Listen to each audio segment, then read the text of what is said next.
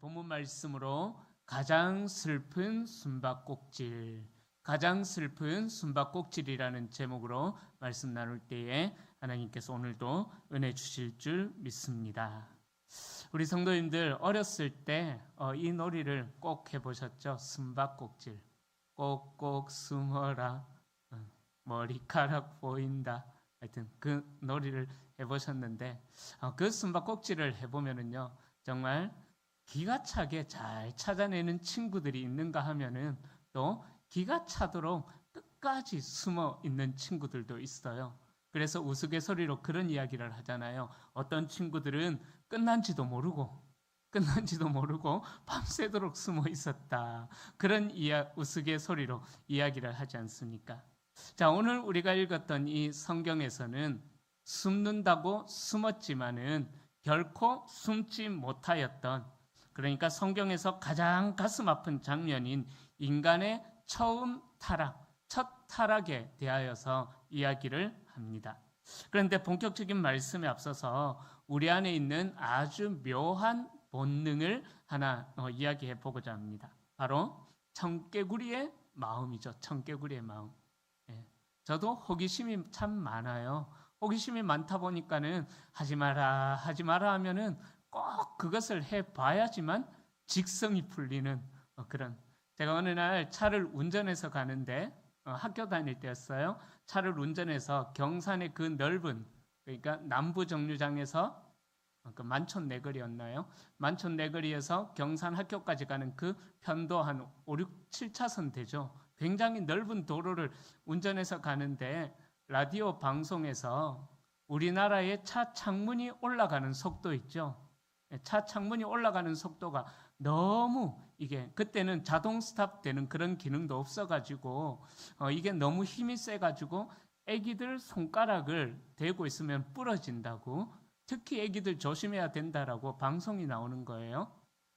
호기심 많은 제가 1차선에서 거의 80km, 90km 그렇게 달려가면서 테스트를 해봤습니다. 자동으로 올라가는 단추를 딱 누르고 이렇게 대고 있었어요. 제가 왜 그랬을까? 얼마나 아픈지 정말 크게 후회했던 기억이 납니다. 근데 이게 당황이 되니까요 너무나 아프고 하면서 너무나 아프니까는 이 손으로 다시 내림 단추를 누르고 다시 핸들 이게 잠깐 잡으면 되잖아요.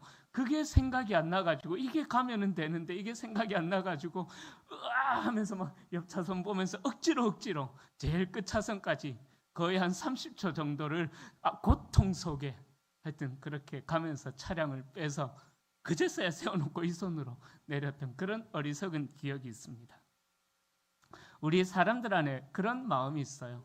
하지 말라고 하면은 안 하면 될 건데 어려서부터 하지 말라고 하면은 꼭 반드시 더 하고 싶어하는 청개구리 그런 심보들이 있어요.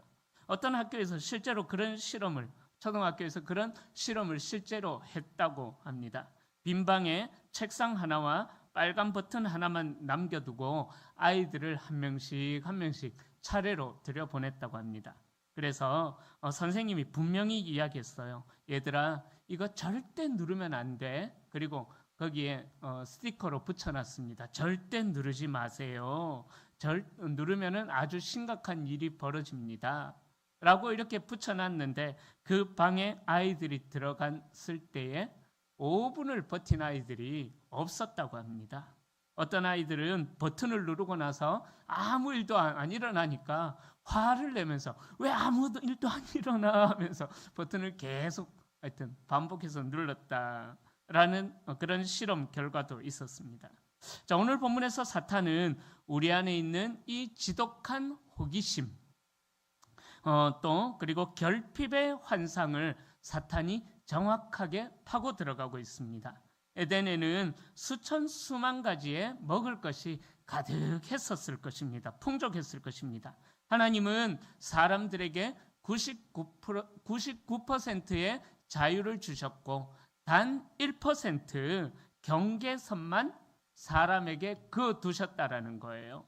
그런데 사탄은 우리의 시선을, 아담과 하와의 시선을 99%를 바라보게 했던 것이 아니라 하나님이 안전선으로 그어놓으신 경계선인 그 1%를 바라보게 했다라는 것입니다.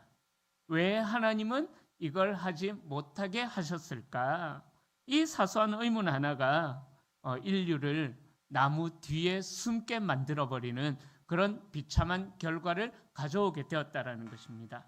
오늘 본문에서 사탄의 유혹이 시작된 그 장면을 통해서 사탄의 그 간교한 유혹이 우리에게 어떻게 파고 들어왔고 또 그 절망의 현장에서 하나님께서 우리를 어떻게 찾아오시는지 그 은혜를 나누고자 합니다. 자, 첫 번째로 한번 읽어볼까요? 유혹의 같이 한번 읽어볼까요? 시작. 유혹의 기술, 정말이라는 물음표의 독. 한번 크게 읽어주셨으면 좋겠습니다. 자, 본문 1절은 뱀의 등장으로 시작합니다. 자, 뱀은 하나님께서 지으신 미물 중에 가장 간교하더라. 뱀이 그렇게 간교했던 것은 이미 사탄이 그 속에 들어가 있었기 때문이라는 거죠. 자, 그래서 이 뱀이 사탄이 아담과 하와에게 거창한 거짓말을 먼저 늘어놓지 않습니다. 아주 세련되고 지능적인 질문을 던집니다. 하나님이 정말 동산 모든 나무의 실과를 먹지 말라고 하더냐? 하면서 살짝 헷갈리게 물어봅니다. 자, 이 짧은 문장 안에는 유혹의 모든 기술이 담겨 있습니다. 디트리 본헤퍼는요, 그의 저서, 제가 자주 인용하죠, 창조와 타락이라는 그의 저서에서 이 대목을 어떻게 해석하냐 하면은 말씀에 대한 객관화로 정의를 내려버립니다. 무슨 말이냐면은 사탄의 유혹은 하나님의 말씀을 순종의 대상이 아니라 객관화를 시켜버렸다라는 거예요. 토론할 수 있도록 토론의 대상으로 하나님의 말씀을 바꾸어 버렸다라고 본헤퍼 목사님은 그렇게 이야기합니다. 그러니까 정말 그렇게 말씀하셨어? 너무 심한 거 아니야? 그렇다면 너의 권리는 어디 있느냐? 이렇게 객관화를 시켜버리면서 인간은 하나님과 동등한 위치에서 하나님의 말씀을 심판하는 재판관의 자리에 앉게 했다라고 본헤퍼 목사님은 그렇게 정의를 내려버립니다. 자, 그러니까 사탄이 노린 것은 단순히 열매 하나를 먹이는 것이 아니라 인간의 마음속에 하나님을 향한 의심의 씨앗을 심는 것이다라는 사실입니다. 그러니까 죄는 1차적으로 하나님의 말씀에 대한 불신으로부터 죄가 시작이 되어진다라는 거예요. 4절에 보면 사탄이 여자를 속이고 유혹할 때 했던 가장 첫 번째 일은요, 바로 하나님을 억압하게 하는 분, 하나님을 빈곤하게 하는 분, 하나님을 얽어매는 분, 우리 인간들을 얽어매는 분으로 하나님을 인식하게 만들어 버렸다라는 것입니다. 자, 그러자 여자가 사탄을 대적하지 않고 그의 질문에 애매모호한 말로 대답을 해버립니다. 그러니까 사탄은 하나님의 말씀을 거짓말로 만들어 버렸다라는 거죠. 자, 낚시꾼들은요, 저는 낚시를 별로 좋아하지 않아서 가본 적은 없는데요, 낚시꾼들은 물고기에게 절대로 빈 바늘을 던지지 않죠. 물고기가 가장 좋아하는 미끼, 통통한 지렁이, 떡밥, 그런 것들을 낚싯바늘에 꿰어서 그렇게 바다에 던지지 않습니까? 마찬가지로 유혹이라는 것은요, 우리에게 찾아오는데 결코 흉측한 괴물의 모습으로 우리에게 찾아오지 않는다라는 거예요. 이게 다 너를 위한 거야. 한 번쯤은 괜찮아. 이러한 유혹으로 사탄은 우리에게 다가온다라는 사실입니다. 아주 합리적이고 또 우리가 생각할 때에 전혀 무리가 없는 아주 이성적인 또 달콤한 모습으로 이 유혹이 우리에게 다가온다라는 거예요. 그러니까 사탄이 던진 미끼는 선악과가 아니라 하나님을 향한 불신이었다라는 사실입니다. 유혹이 늘 그렇습니다. 하나님이 안 된다고 하셨지만 내가 한 번만 경험해 보면은 어떨까? 이런 마음이 우리의 마음 안에 든다라는 사실입니다. 하나님이 나에게 좋은 것을 숨기고 계시는 것은 아닐까라는 생각이 드는 순간 우리는 이미 유혹의 덫에 발을 들여놓게 되었다라는 사실입니다. 사탄은 그렇게 지금도 우리에게 속삭입니다. 성경은 2000년 전에 기록되었는데 지금 우리와 무슨 상관이 있어? 성경은 너무 구식이야. 내 인생의 주인은 너야. 너가 인생의 방향키를 잡고 있어. 네가 결정하는 거야. 이러한 생각을 할 때 바로 죄가 우리에게 들어오게 된다는 사실입니다. 이 속삭임에 우리의 마음을 빼앗겨버리는 순간 우리는 에덴의 평화도 잃어버리게 되는 것입니다. 죄는 하나님의 말씀을 빼거나 하나님의 말씀에 더함으로부터 죄가 시작이 되는 것이죠. 죄는 하나님의 말씀을 경시하고 왜곡하고 하나님의 말씀을 부정하는 것으로부터 시작이 되어집니다. 사랑하는 성도님들, 우리가 보고 있는 기록된 이 성경이 하나님의 말씀이다라는 사실을 믿으시죠? 믿으시죠? 아멘.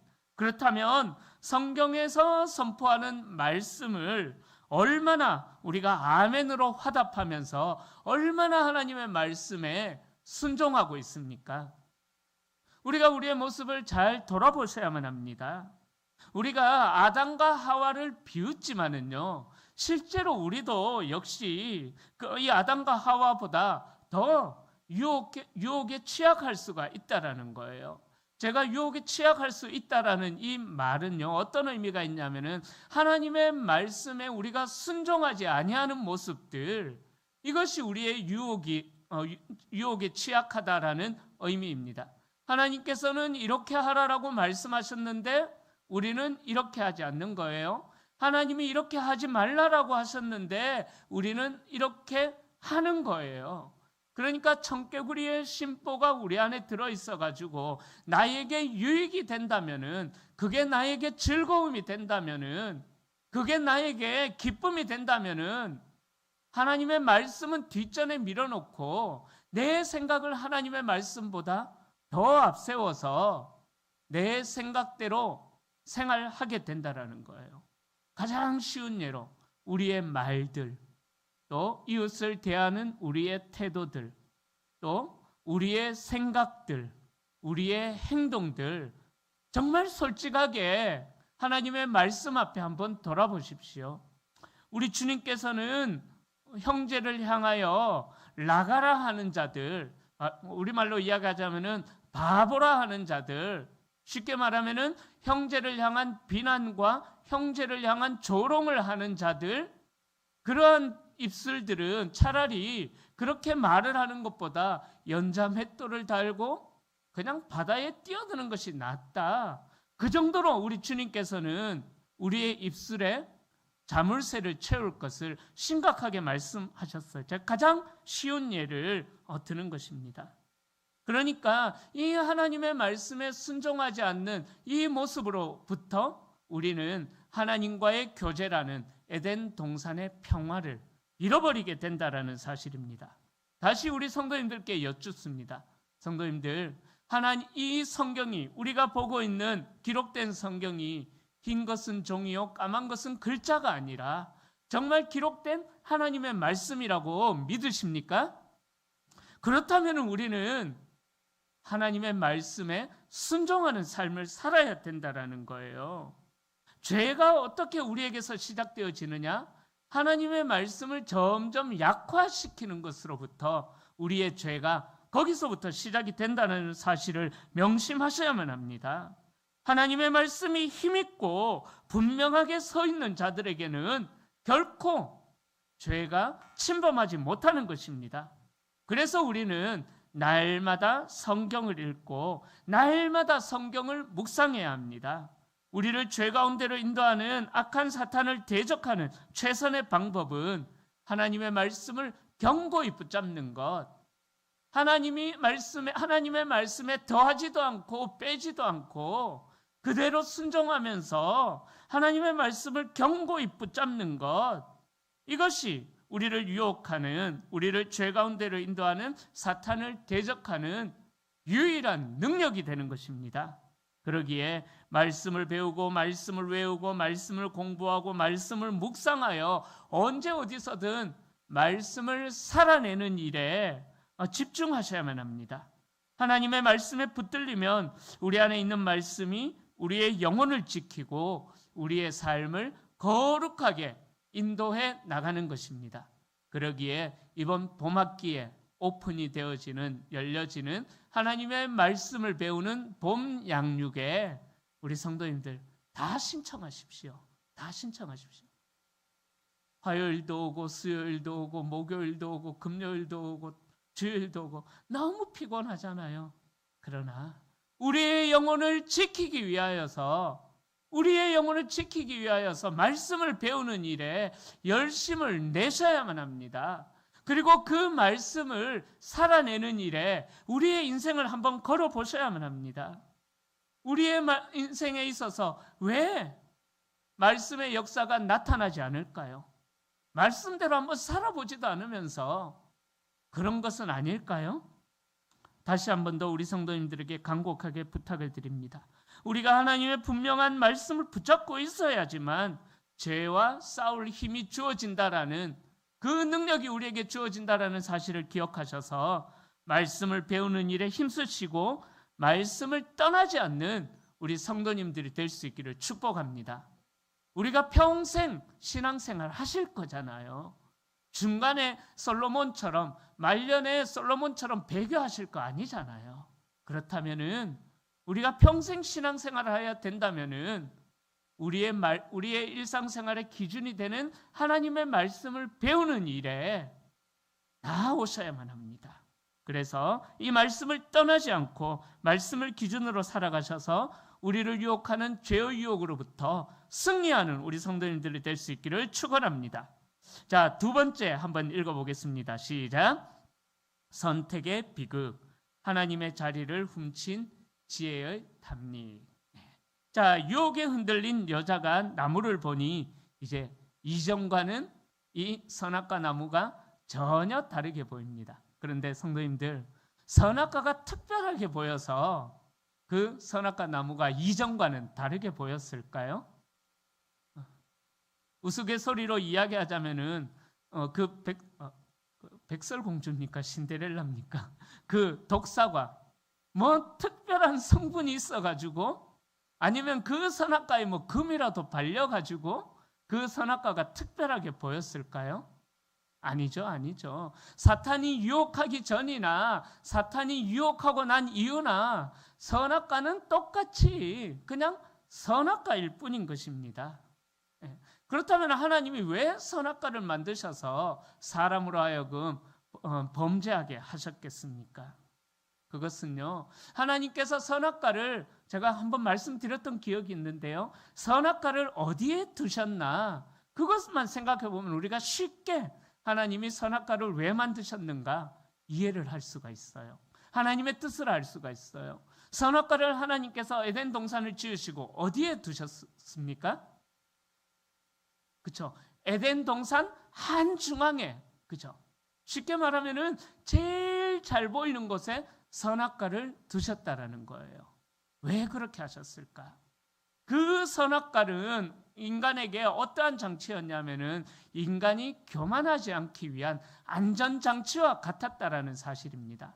자, 하나님께서 이 천지 만물을 창조하시고 나서 그 아담과 하와에게 생육하고 번성하여 이 에덴 동산을 다스리는 권세를 주셨어요. 그런데 하나님께서는 인간에게 로봇과 같은 그런 프로그램을 넣어두지 않으셨습니다. 자유의지라는 것을 두셨어요. 창세기에서 중요한 단어, 자율성, 그리고 생동력. 이건 꼭 기억하셔야만 합니다. 이 천지창조 사건에서 하나님께서는 자율성과 생동력을 우리 인간들에게 주셨습니다. 그러니까 그 인간들이 이 자연 만물을 다스리다 보면은 자율성이 있으니까 스스로 교만해질 수가 있고 높아지려는 욕구가 있다라는 거죠.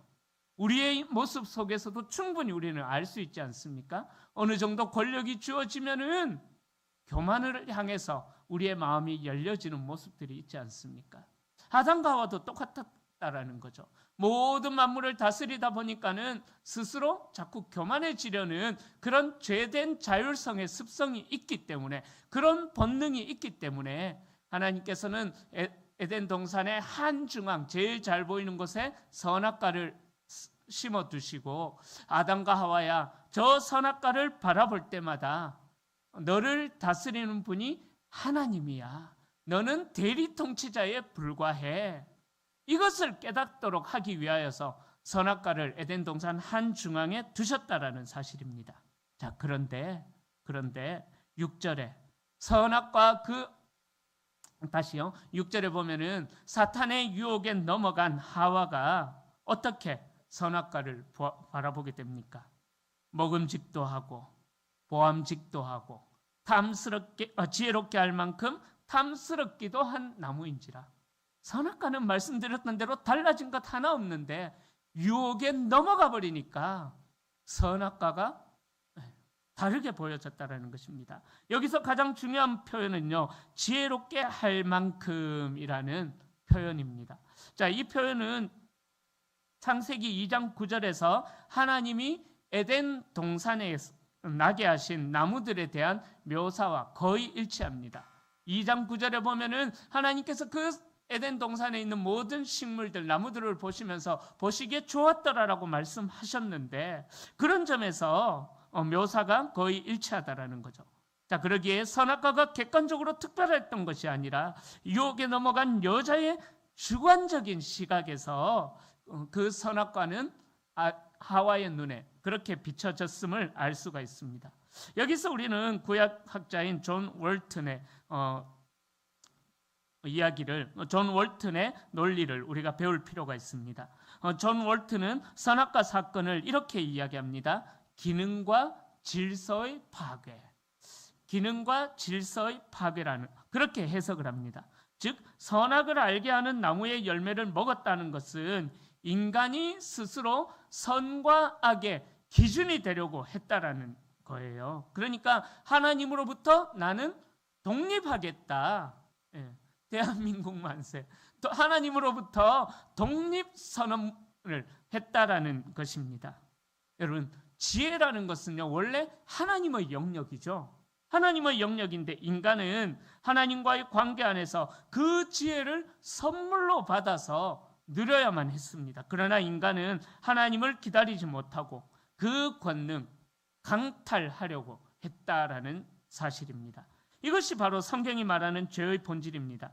죄의 본질은 하나님을 주로 인정하지 않고 하나님의 말씀을 가볍게 여기고 내 마음대로 행하는 것입니다.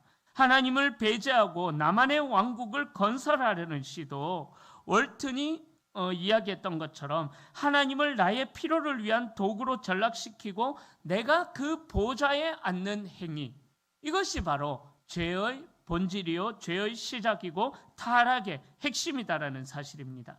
다시 말씀드리자면은 하나님을 예배하지 않는 거예요. 하나님만을 예배하지 않는 거예요. 이는 결국 사람이 자기 스스로 모든 피조 세계와 자신의 주인이 되려고 한다라는 것입니다. 여자는 그렇게 하나님처럼 될 수 있다라는 사탄의 말에 미혹되었습니다. 그러자 그 열매가 다르게 보였습니다. 사탄의 말을 듣고 보니 열매가 보암직도 하고 지혜롭게 할 만큼 탐스럽게도 보였습니다. 그리고 하나님의 말씀을 무시하고 열매를 따먹고 남편에게도 주었다라고 6절에서 말씀합니다. 그런데 그 결과가 어떻게 되어버렸습니까? 7절입니다. 그들의 눈이 밝아졌지만, 그러나 그들이 본 것은, 아담과 하와가 본 것은 하나님의 영광이 아니라 그들이 본 것은 뭐였습니까? 그죠? 벌거벗은 자신들의 부끄러움, 자신들의 가려야만 하는 죄악된 모습들, 자신들의 치부만 보여졌던 것입니다. 하나님의 영광을 보았던 것이 아니라 선악과를 따먹은 결과 자신들이 수치스러운 존재였다라는 것을 알게 되었습니다. 선악과를 먹이는 사탄의 계획은 성공했지만 선악과를 먹어서 하나님과 같이 되려고 했던 아담과 하와의 계획은 실패해 버렸습니다. 지금까지 아담과 하와는 어떤 존재였습니까? 그 에덴 동산에서 영광스러운 하나님을 마주 대하면서 하나님의 손을 붙잡고 그 에덴 동산의 건의는 영광스러운 존재였지 않습니까? 그러나 그렇게 자신들을 영광스럽고 존귀하게 만들어주신 하나님의 영광이 그 범죄로 인하여서 사라져버리게 되었다는 거죠. 그들은 이제 더 이상 하나님을 볼 수 없으며 하나님 앞에 설 수 없게 되었습니다. 하나님의 낯을 피하며 하나님 앞에 도망하여서 숨어야만 하는 그런 비참한 존재로 전락해버렸습니다. 이것이 바로 말씀에 불순종한 죄의 결과입니다. 하나님이 주시는 복을 누릴 수도 없고 하나님과의 영광스러운 교제도 할 수 없게 되어버린 것입니다. 저는 이 부분을 묵상하면서 이런 생각이 들었습니다. 유혹은 늘 우리에게 명품 인생을 살게 해줄 거야.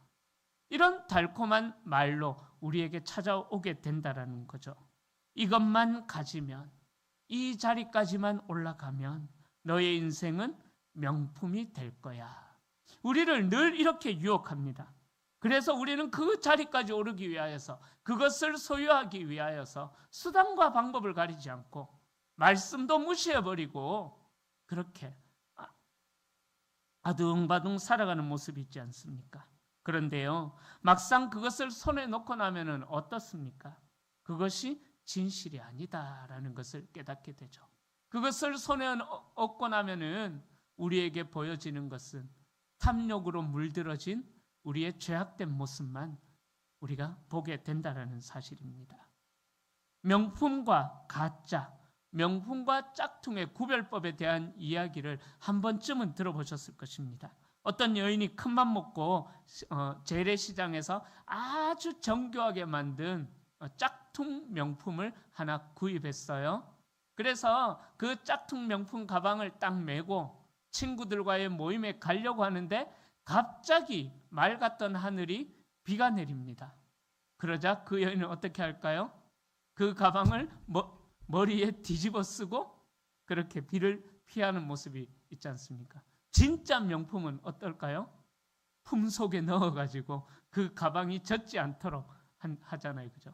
그 여인은 짝퉁인 걸 알기 때문에 그냥 머리에 쓰고 비를 피한다라는 거죠. 성도님들, 바로 하나님의 질서를 어기고 얻었던 우리의 삶이 우리를 풍요롭게 만든다, 고귀하게 만든다라고 생각하지만 그럴 수가 없습니다. 오히려 우리를 부끄럽게 하고 우리를 숨어버리게 만든다라는 사실입니다. 그러기에 반드시 기억하십시오. 하나님의 말씀에 불순종하여 아담과 하와가 무화과 나무 잎을 엮어 치마를 만든 것은 인간의 노력으로 자신의 허물을 감추어 보려고 하지만 그러나 그것은 가련한 불쌍한 시도의 시작으로 마무리가 되어졌다라는 것을 우리는 오늘 말씀을 통해서 꼭 기억해야만 합니다. 그러기에 죄를 절대로 가볍게 여기지 마십시오. 할 수 있는 대로 죄와 싸우십시오. 히브리서 12장 4절에서는 죄와 피 흘리기까지 싸우는 인생을 살아야 된다라고 이야기합니다. 그 히브리서 12장 4절 말씀을 묵상할 때 내 마음속에, 우리 성도님들의 마음속에 죄와 피 흘리기 싸우고자 하는 열정이 있다라는 것, 이것만으로도 우리는 복된 인생이다라는 사실을 오늘 말씀과 연결해서 생각해 보면은 우리는 깨달을 수가 있는 것입니다. 우리의 마음이 사탄의 유혹에 넘어가 버리면은요, 어떠한 죄가 들어와도 피 흘리기까지 싸우는 것이 아니라 죄와 동고동락하면서 죄가 나를 친구 삼는 그 일에 우리가 더 나아가게 된다는 사실을 기억하십시오. 그러기에 죄와 피 흘리기까지 싸우고자 하는 그런 열정, 하나님의 말씀을 떠나지 아니하려는 열정이, 그 순결함이 우리에게 있다면은 그 인생은 하나님께서 인도하시는 복된 길로, 복된 인생으로 나아가게 될 수 있을 줄로 믿습니다. 자, 이제 세 번째 마지막입니다. 우리 함께 읽어봅니다. 숨바꼭질의 시작. 내가 어디 있느냐. 자, 죄를 지은 인간이 가장 먼저 행동하는 것은 숨는 것이었습니다. 꼭꼭 숨어라. 머리카락 보일라. 그죠? 죄인의 가장 큰 불행은 하나님을 두려워하며 피하는 것이었습니다. 즉 하나님께 가까이 나아갈 수 없는 존재가 되어버렸습니다. 아담과 하와가 그렇게 하나님의 낯을 피해 동산나무 사이에 숨었습니다. 이때 들려오는 하나님의 음성이 오늘 말씀의 가장 중요한 지점입니다. 9절 말씀 우리 함께 읽어보겠습니다. 9절입니다. 시작. 여호와 하나님이 아담을 부르시며 그에게 이르시되 내가 어디 있느냐. 아담아 내가 어디 있느냐. 자, 전능하신 하나님께서 아담이 어디 있는지 몰라서 물었을까요? 아니죠. 그죠? 꼭꼭 숨어라 머리카락 보인다. 아담의 어떤 부분이 다 보였어요. 그죠? 자, 이 질문, 아담아 네가 어디 있느냐, 이 질문은요 아담의 위치를 묻는 질문이 아니라 아담의 관계를 묻는 질문입니다. 현재 하나님과의 관계, 하나님의 말씀에 불순종한 인간의 현재 상태를 묻는 질문입니다.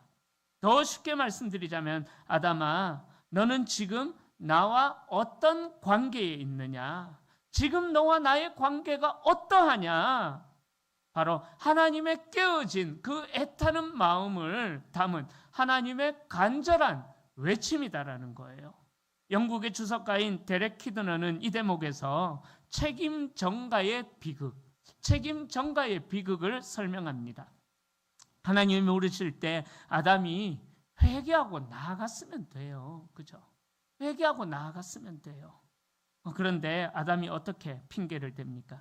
12절에 보면은 하나님이 주셔서 나와 함께 하신 여자, 그 여자 때문에 내가 열매를 먹게 되고 그렇게 죄를 짓게 되었다. 즉 아담의 핑계는요 자기 자신을 돌아봤던 것이 아니라 하나님께 핑계를 대고 있다라는 거예요. 하나님이 주셔서 나와 함께하고 있는 이 여자 때문에 내가 이 모양이 되어버렸습니다. 얼마나 어리석습니까? 그죠? 그죠? 네. 보십시오. 부창부수라는 말이 있어요. 그죠? 부창부수. 자, 아담이 그렇게 이야기를 하니까 또 여자도 어떻게 이야기를 합니까? 여자도 동일하게 그렇게 핑계를 댑니다. 여자에게 이르시되 네가 어찌하여 이렇게 하였느냐?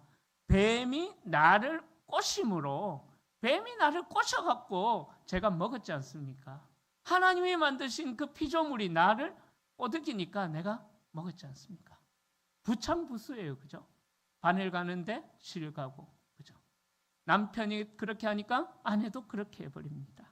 여러분, 데렉 키드너가 그렇게 날카롭게 지적합니다. 아담과 하와는 다시요. 아담은 지금 여자뿐만이 아니라 그 여자를 주신 하나님을 원망하고 있고, 하와는 하나님이 비록 사탄이 뱀 안에 들어갔지만 그러나 이 여자는 하나님의 피조물이 나를 꼬셨다라고 그렇게 원망하고 있는 것입니다.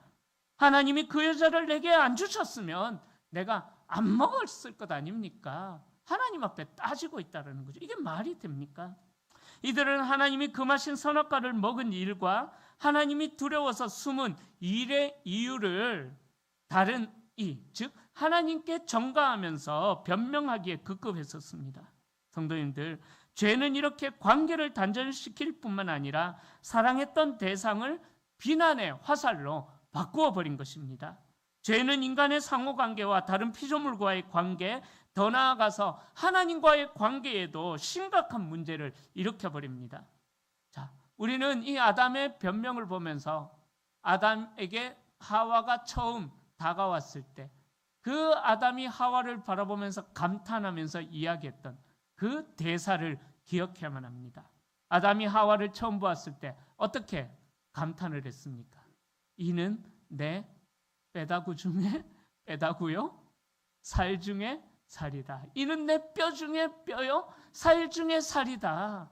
내 안에 너 있다. 이렇게 놀라운 감탄을 했지 않습니까? 그런데 그 감탄이 이제는 네 때문에 이렇게 됐지 않냐, 독설을 내뱉는 그러한 원인이 되어버렸다라는 것입니다. 어린아이들이 잘못을 저질렀을 때 하는 행동을 생각해 보십시다. 예를 들어서 거실에 값비싼 화분이 있었는데 어린아이가 놀다가 실수로 그것을 깨뜨려서 커튼 뒤에 숨어버립니다. 근데 숨어있지만 아빠가 돌아와서 볼 때에 다 보여요. 그죠? 커튼이 볼록하게 튀어나와 있는 것, 커튼이 계속 흔들리는 것 다 보입니다. 그러나 아빠는 못 본 척하면서 아들아 어디 있느냐 어디 있느냐 물어봐요. 그죠? 똑같죠? 어디 있는지 몰라서 물어보는 것 아니죠. 그죠? 그 음성은 아이를 찾아서 혼내려는 음성이 아니라 네가 나와서 잘못했다라고 용서를 구하렴. 그러면 내가 너를 다시 품어줄게. 너를 용서해줄게. 깨진 유리조각에 다치지 않게 하려는 아버지의 사랑의 음성인 거죠.